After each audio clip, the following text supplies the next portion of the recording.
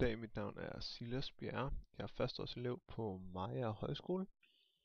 Jeg har valgt at præsentere Jonas' bog til min opgave på teologilinjen. Jeg vil gerne give en oversigt over Jonas' bog, samt at trække relevante emner frem i forbindelse med bogen. Jeg vil til sidst gerne konkludere, hvordan man kan bruge denne bog i dag.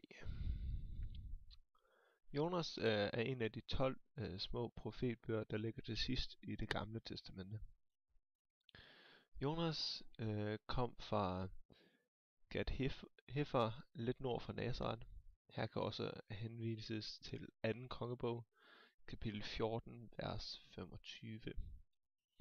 Og Jonas levede i det 8. århundrede før Kristi fødsel, samtidig med Amos, en anden af de små profeter.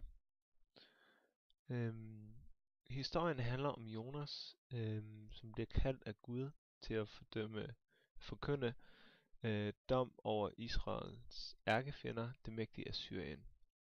Gud befaler ham at gå til assyrernes hovedstad Nineve med budskabet om, at byen vil blive ødelagt på grund af folkenes synd.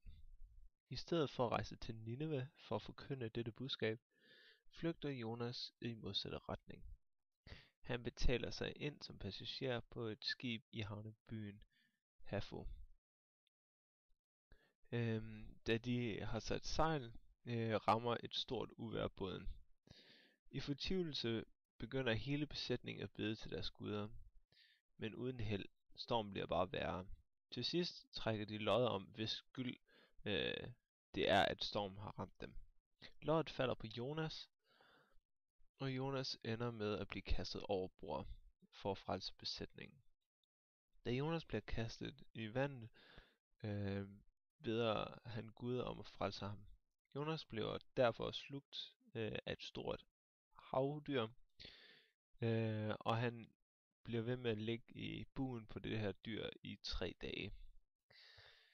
Hvorefter han bliver spyttet op på stranden i god behold.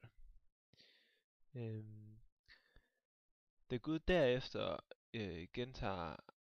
gentog sin befaling, så adlyder Jonas, og han går mod Nineve.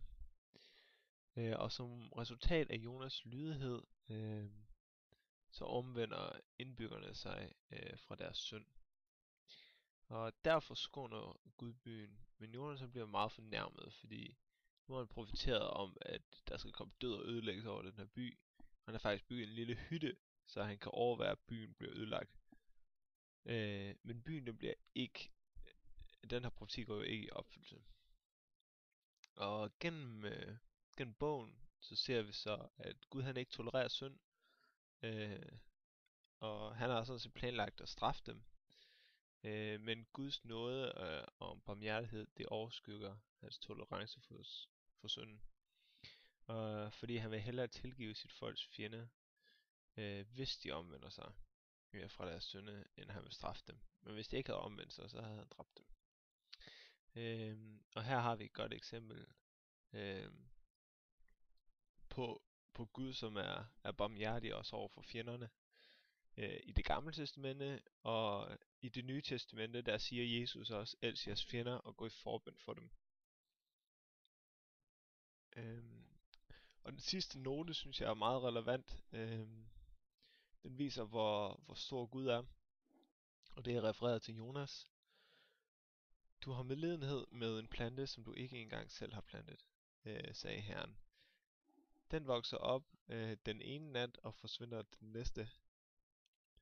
Hvor meget mere skulle jeg da ikke have medlidenhed med Nineve, hvor der bor mere end 120.000 uskyldige børn, som endnu ikke kan forskel på højre og venstre.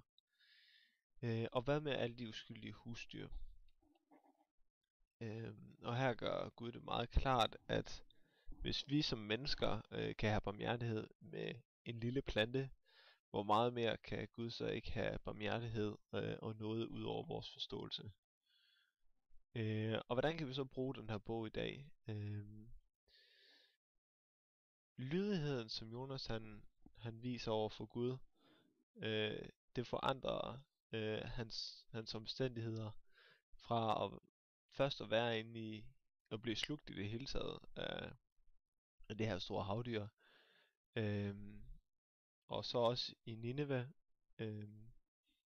hele byen omvender sig, så han bringer faktisk frelse til rigtig mange mennesker, øhm, og det hele det bliver sådan vendt op og ned, og totalt uden for hans fatteevne.